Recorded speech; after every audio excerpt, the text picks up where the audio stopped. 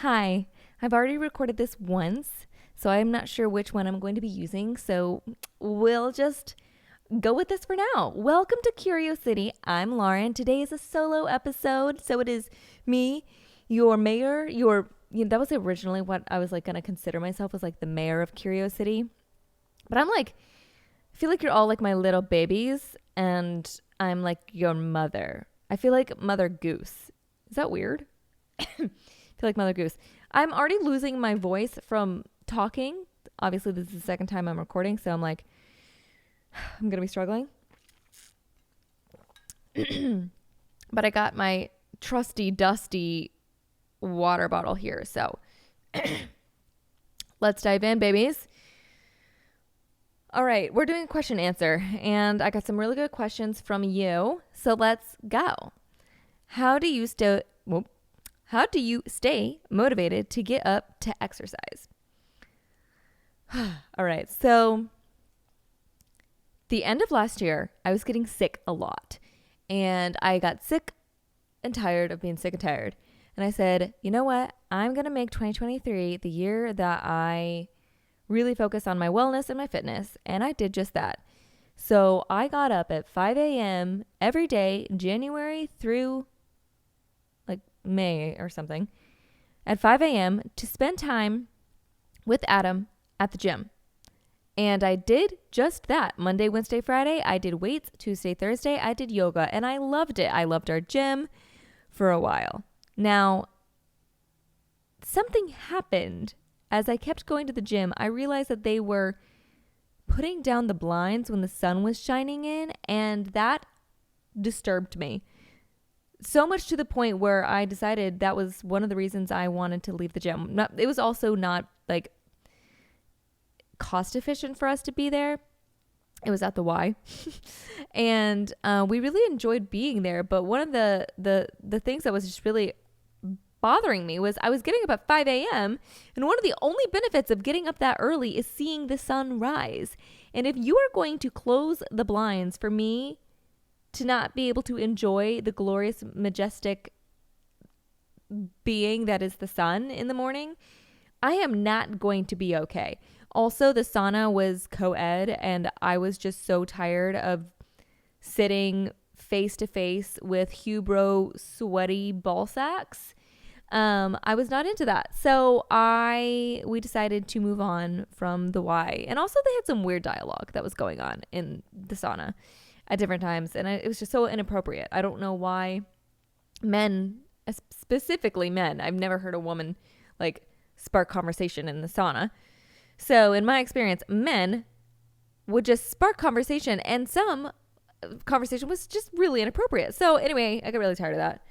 So I was really getting into fitness. That was really I was really motivated to spend time with Adam because we've both been so busy. He's been so busy that it was the only time I could fit in to see him, really. But I was having to go to bed really, really early, and so we were basically eating dinner and going to sleep, and that was not inspiring. It was not giving us very good quality of life, although we were seeing each other, and I specifically didn't enjoy waking up that early. Some people makes them feel really good. They're really inspired. They got ahead of the day. But fast forward, and I have now developed a new routine, and we're going to a new gym, and it's very fresh. I've only been going for 2 weeks, and I'm still building out a rhythm and a routine that works for me, but I think I've kind of cracked the code for myself. And one of the things is I like getting up with the sun. I like waking up when the sun is shining in the room. That is important to me. I feel like when the sun has not risen and I have risen, I feel like I'm treading water. I feel like I have woken up in the nighttime and it's confusing to me. It doesn't feel good in my body. I'm just not inspired by it. I don't feel amazing or so much better because I woke up before everybody else. I don't get that rush of adrenaline from that at all. So now I get up at 7 a.m. and I go to bed around 10. Well, actually, I set my alarm for 7, and a lot of the times I actually wake up before that, which means clearly this is the better rhythm for me because my body's naturally waking up. Whereas when I was setting the alarm for 5 or 5:30, I was definitely not naturally waking up at all. Let me tell you. Another thing to add is that my Aura Ring would always say that like my heart rate hadn't dipped down, or like it hadn't dipped down enough before I woke up when I was waking up at 5 or 5:30. Because I realized for some reason my heart rate dips down around that time. And so I get some actually really good quality sleep during that 5-6 o'clock hour. And so waking up around 7 actually gives me that extra like boost of like quality sleep that I had been missing. So anyway, and so now I'm getting up at 7, and my routine that I've created is really inspiring and motivating for me. Because right now I'm busier than ever. Both Adam and I are busier than ever. And if I care about my wellness and my health and my fitness at all, I have to get it done in the morning. I have to get it done before other things distract me. So setting a routine that feels good for me is like very, very, very important, which is part of the reason why I changed it to 7. Now I don't get to work out with Adam anymore, which is a shame. But hopefully one day, like his schedule will allow for it. But for now, I just really got to do what's best for me. And as far as like my sicknesses go, when I work out on a regular basis, my health, like my actual like immunity is actually so much better, I've noticed. So I don't get sick as often if I'm working out, moving my body. My lymphatic system is so much happier. So that is a motivation in and of itself. And also my body feels really good and my mental feels really good when I feel capable. So I run on the petite side of things, and gaining weight in muscle and gaining strength has always been one of my goals. It's always been something I have been like trying to do, and I've been aspiring to do. I have been feeling like, and I've been learning a lot how muscle really is the key to staying healthy and youthful, and I'm trying to implement that more and more. So that's really inspiring to me and motivating to me. So to kind of take you down my like routine, I wake up at 7. I go to wash my face and brush my teeth. I use a tongue scraper to get all that nasty mucus bullshit off of my tongue before I drink water. And all the things that like build up overnight, like you want to get that off of your tongue. Trust me, you do.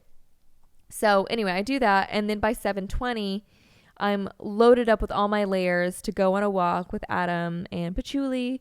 It's like a 20-minute walk, and it gets my blood pumping. I get to see the sunlight, which is really important in the morning. And then right after that, I come back in, and I am usually pretty warmed up at that point because, like I said, I just pile on layers. And so then I feel good to put on like my workout clothes.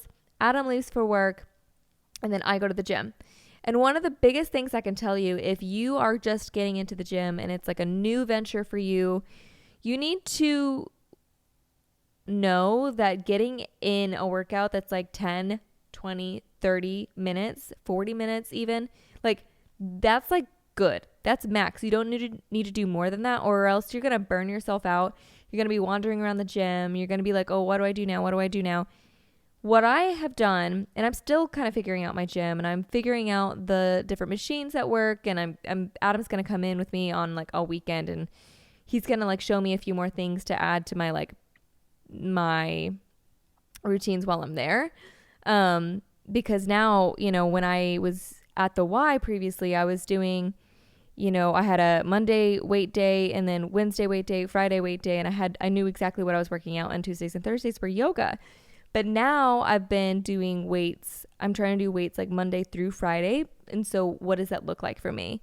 So what I do when I get there around 8 is I only do about 3 to 4 exercises, and that's it. So I'm done doing weights after 20 to 30 minutes. That's it. 30 minutes tops. And then I go into the sauna, which is like a woman-only sauna, which is so amazing. And I kick my feet up and I do legs up the wall, which is really good for you and your circulation. And it's like good for your body to give, it's good to give your body a break, because, you know, we have this thing called gravity, which, hello, that's amazing. It keeps us on the earth, but it causes a lot of strain on the bottom halves of our bodies. And so being able to be in any kind of inversion, feet up the wall, is really good for circulation and digestion, things like that. So I'm only in the sauna for about 10 minutes because I've realized that when I'm in the sauna for too much longer, like I sweat too much and then I definitely need a shower. And I found that I don't like to shower like mid-morning because it kind of, one, it takes a lot of time for some reason. Like even if I'm not in the shower for that long, it's like the taking off the clothes, drying off, like the whole process just ends up taking me way too long, and it makes me really sleepy. So that's why I only do 10 minutes in the sauna, because then afterwards, like I have like sweat on my armpits, sweat like in between my boobs, sweat my lower back, and I just like wipe it off with a paper towel. And then when I get home, sometimes I'll like use like a baby wipe kind of thing, like a water wipe, and I'll just like wipe myself off if I need to. And so far that's been working for me. If I find I'm like breaking out or something, like I'll change. But for now, it's really worked, and I feel really motivated after I get out of the sauna. Like I feel like flushed in the face, and I feel like I've like, you know, I've worked really hard. It was kind of like my reward after a workout. And so that's been really good for me. So then I'm home, like I'm at the gym no longer than like 40 to 50 minutes. Okay. And I'm home, I get home and I drink some coconut water. Sometimes I drink it before I work out, just depends. But I drink Harmless Harvest, is the coconut water. And then I drink bone broth, the Kettle and Fire bone broth, usually with the Vital Proteins collagen unflavored. You wouldn't want like vanilla flavor in bone broth, that would be disgusting. And I mix it with like turmeric and garlic and salt and like spicy pepper. It's actually so delicious. I realized like I'm truly not a protein drink girly. Like I don't like milky drinks, and I don't like smoothies. Like I just don't really like sweets, and so I'm so much more of a savory girl. So the bone broth is usually about 10 grams. If it's like an 8-ounce cup of bone broth, it's about 10 grams of protein. And then I add 20 grams of protein through the collagen. So that's 30 grams of protein in like basically an 8-ounce cup. And that is so delicious and so tasty, so nourishing. And I drink that when I am like getting ready for the day. Like I just like throw on some makeup or like throw on something to wear, whatever. Usually I just wear my workout clothes pretty much. And that's kind of like my routine. So the motivation for me was really like spending time with Adam originally, and like not getting sick anymore. You know, really boosting my immunity through working out. I have seen that works for me. And, you know, somewhere down the line, I eventually want to have children as well. And I feel that I'm sure like I'll work hard to, you know, look good, feel good when I'm pregnant one day, when I have kids one day. But right now I have the best chance. I have the best chance of getting in the best shape of my life right now. And so now is the time to do it and to prove to myself that it's worth it to me, and also to just like literally prepare my body for something that's like literally like a marathon. So yeah, anyway, that's like a motivation as well. And feeling capable, I think, is really important. I want to feel like, I don't know if this is just like being a woman thing, but like feeling like if, you know, like I'm able to run as fast as I can away from something or to something, or break out of something, or crawl out of something, or like kick my way out of something. Like maybe that's just on being a woman, but those are the things that like pop in my head that I'm like, I want my body to be capable of protecting itself and of surviving. And, that's motivation in and of itself. I want to be the person who has those routines. I want to be the person who prioritizes myself and my health and my fitness. And I've been hearing over and over in like many conversations and things that I'm reading that like not every like person who works out is successful, but like pretty much every successful person works out. So I'm trying to implement those sort of things to be a successful person. As an entrepreneur and as a creative, like I want to be in the best health I can be in mentally and physically to accomplish all the other things in my day. And if I don't get it done in the morning, I'm editing all day, I'm writing, I'm doing recording podcasts. Like I'm sitting on my ass a lot of the day and I'm working a lot, but I'm on my ass. And there's just so many negative health things that come from being sedentary and from, being in a sitting position all day. And I just try to break up my days. But usually if I don't get my workout in, I am less motivated to move throughout the day, I have found. And just like having my workout clothes on like throughout the day helps me to remind me that health is my priority. My wellness is my priority. And I also have the Aura ring, which reminds me of, if I've been sitting too long or if I need to move my legs, or it also sets a baseline for my day of how much movement I need to be doing. And that's helpful. It keeps track of my steps and just seeing that the progress that I'm making via my Aura ring and how certain things, negatively or positively affect my, recovery rate or my heart rate, I think has been really fascinating. One thing that obviously very, very, very negatively affects your readiness for the day, and specifically mine and my heart rate and all of that and my sleep, is alcohol. So I have majorly cut down on alcohol as well.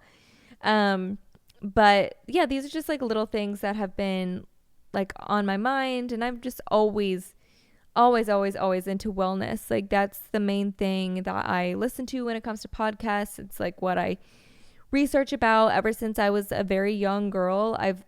Wellness has been one of my very top passions because I suffered from cystic acne. And I remember researching the kind of diets and kind of things to eat and how to, take care of my skin. And I remember discovering what foods help promote sleep as well. I remember discovering about cherries having melatonin and turkey making you sleepy, all these different things at such a young age. And these are things that I just basically discovered when the internet was brand new and I was learning all these things and but I was really inspired. So wellness has always been a priority for me. But the fitness, the workouts have always been where I struggled. I've had different seasons of being involved in, workouts or gyms. When I was a teenager, I danced, I did musical theater. And if you listen to my solo on Patreon, I did talk about that whole journey and my whole experience with musical theater and all of that. But I mentioned in that episode that eventually I would love to bring on dance in my life again, because that was such a fun, easy way that I loved moving my body. And so that is something I'm looking forward to doing again one day, when I can set time and money to that. Right now, just the time and money is focused on the gym. And then I would also really, really, really love to try Pilates sometime.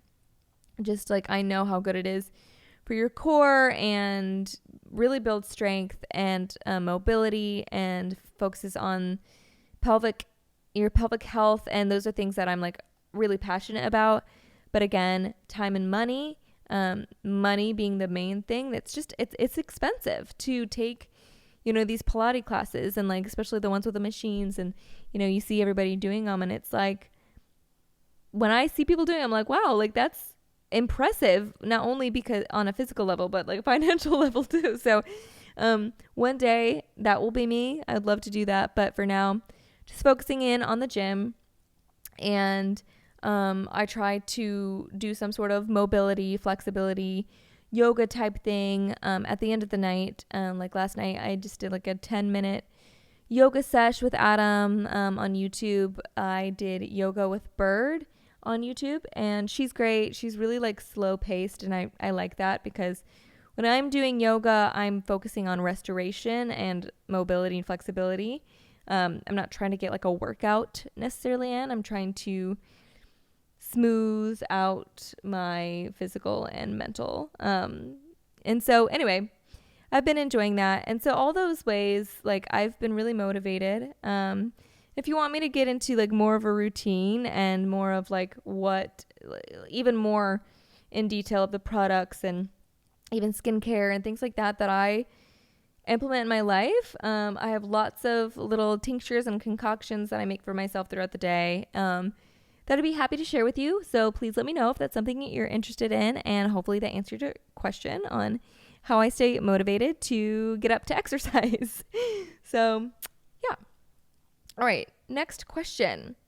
What do you use to edit your pics with? Presets? How do you take the cute flash photos? Well, thanks for liking them. I'm glad you're enjoying my photos. First things first, I do photography as well, so I do know a couple things just right off the bat, like lighting, angles, editing. It comes naturally to me because I do photography. So, but that being said, a lot of people use presets, I think, like on Visco. I did that like in 2019, and there's nothing wrong with that because it gives a consistent look to your photos.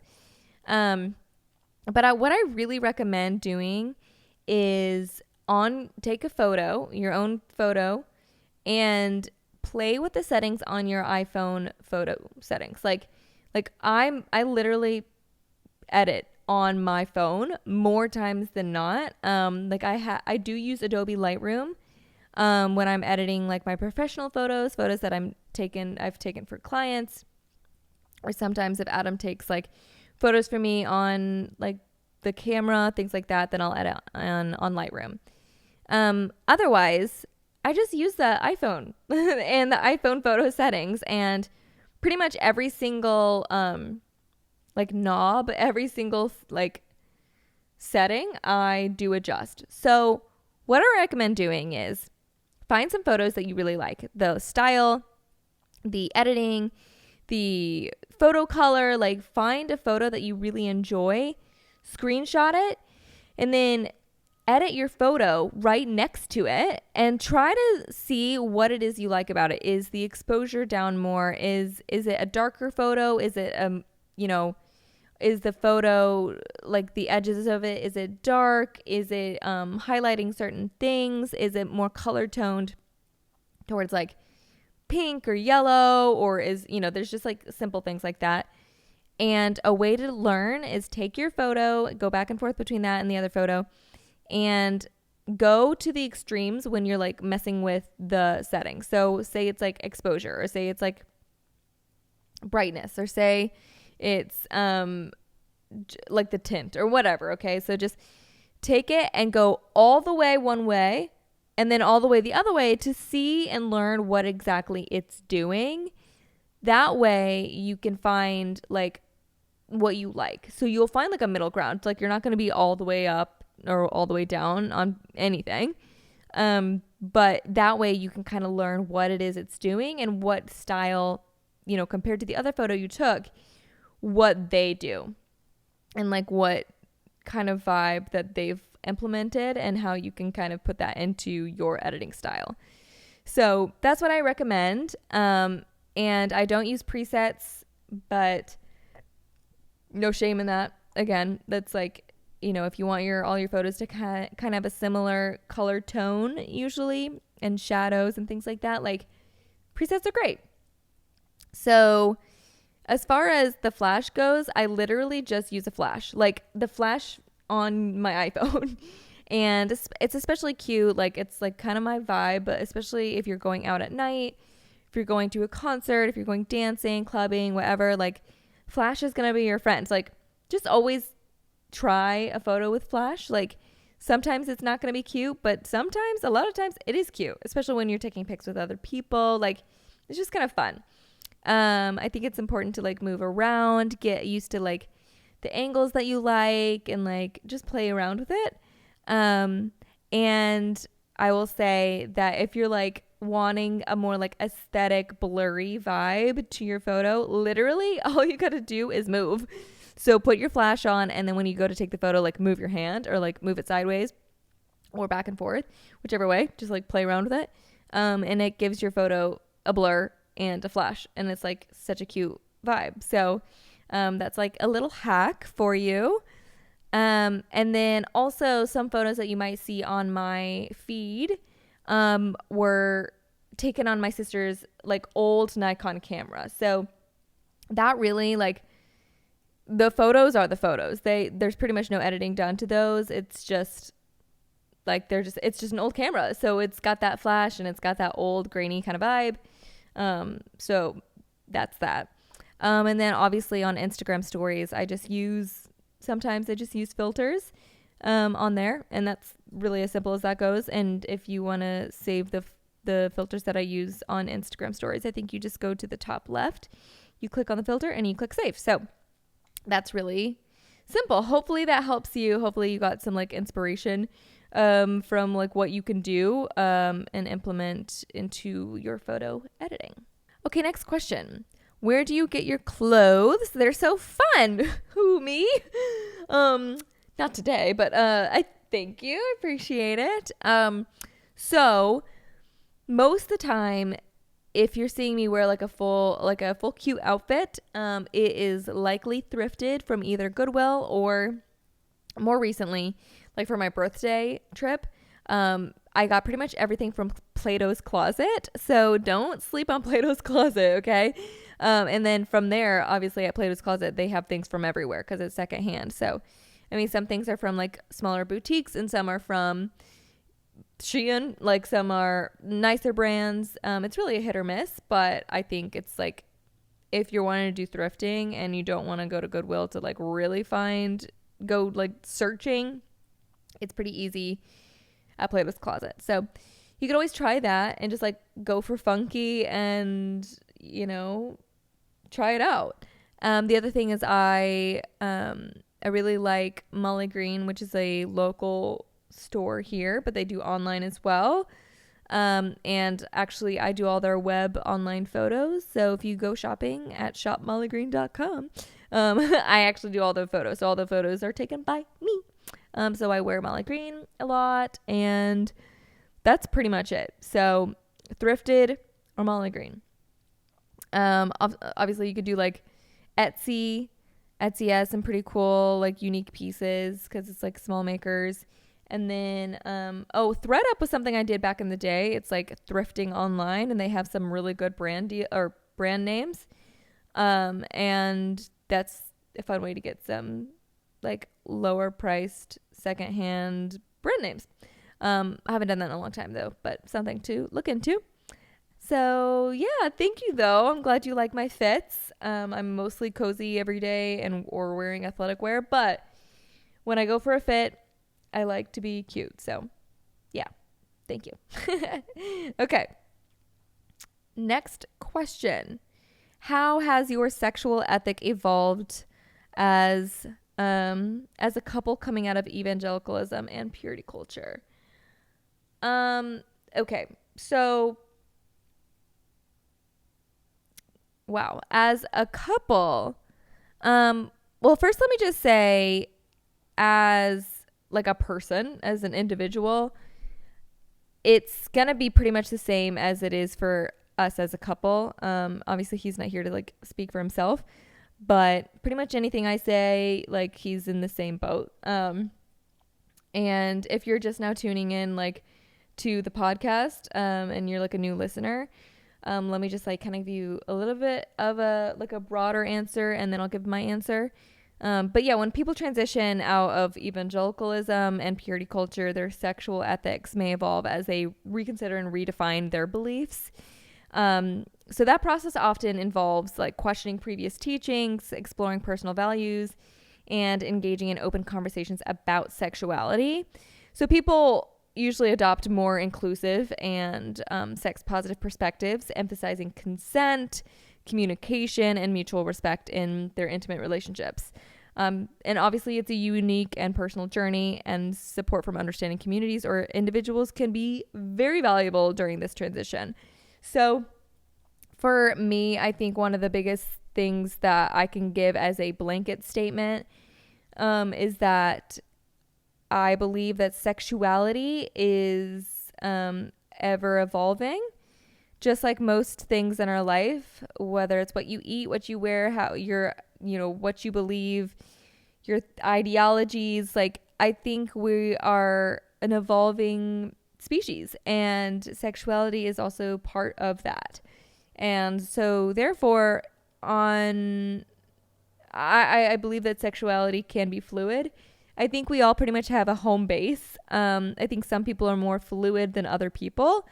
But I think it's all kind of on a spectrum, and that's not something I was raised in, obviously. So that's changed. Love is love. Like, I fully support and believe that anyone should love who they want to love and how they want to love them. And I think obviously consent is like the number one. And yeah, so that I feel like is the biggest blanket statement. As a couple, obviously, well, not obviously, you may not know this, but like, we have friends who are polyamorous, who are in open relationships. Adam and I are monogamous. We are in a closed relationship. So we're actually a very straightforward couple.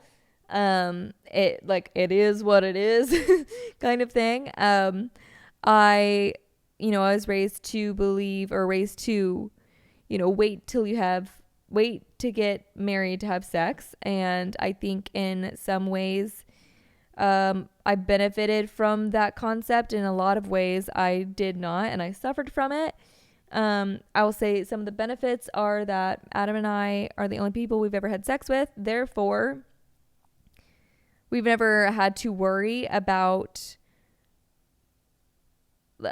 possibly getting pregnant or getting someone pregnant. And we've never had to worry about STDs. So that is a benefit.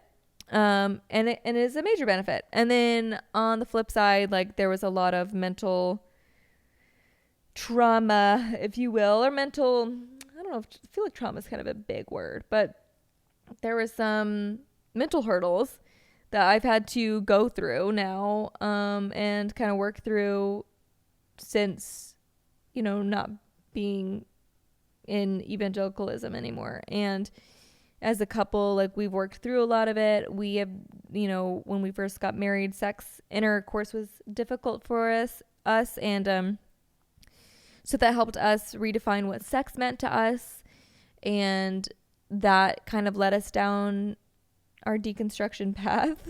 Because we're like, well, what is sex? And we're like, okay, well, if that's sex, then like, this person's having sex, and this is what, like, it led us to like love is love and embracing all that, and like, turning us into who we are today pretty much. So getting married, like falling in love and getting married and having sex was literally what led to the fall, led to our deconstruction. And yeah, so I wouldn't necessarily recommend waiting until you got married, but I think at the same time, I think it's really for everybody to choose for themselves. I think when we have kids one day, like, I think it's important to talk to younger generations about the responsibility of having sexual interactions. There is literally a responsibility for you and for the other person, and like, obviously taking care of yourself on a health level and on a mental and emotional level, making sure you're being safe and all of that, so it's something like I would in the future, I wouldn't use abstinence only method with my kids. I'd probably expect that they would be having sex at some point, probably before they get married, but that's up to them. They literally don't even exist yet, so I don't even know. But just saying, like, I think it's something I'm very, very, very open about talking about sexuality and all of that. So that's something I wasn't raised in. Like, I was raised in a medical family, so bodies were talked about, and we openly said words like anatomical words, but like pleasure and, things we were doing in the present moment or not doing in the present moment with our boyfriends and girlfriends, like it wasn't really spoken about. So something I definitely want to do in the future with my kids. And so, yeah, that's how it's changed. And that's, it looks a little different for everybody. And I fully embrace that it's a spectrum for everyone. So hopefully that answered your question. Thank you guys so much for sending in some good questions. If you liked this solo episode, please let me know. And if you didn't like it, you'll never see my ugly face again. Just kidding. You will every week. But please let me know your thoughts on this. If you like this little L solo question and answer. And if you want any more details on routines, things like that, let me know. I'm happy to do it. Happy to go into in any of that. And yeah, stay curious, cuties. Love you guys, and until next time.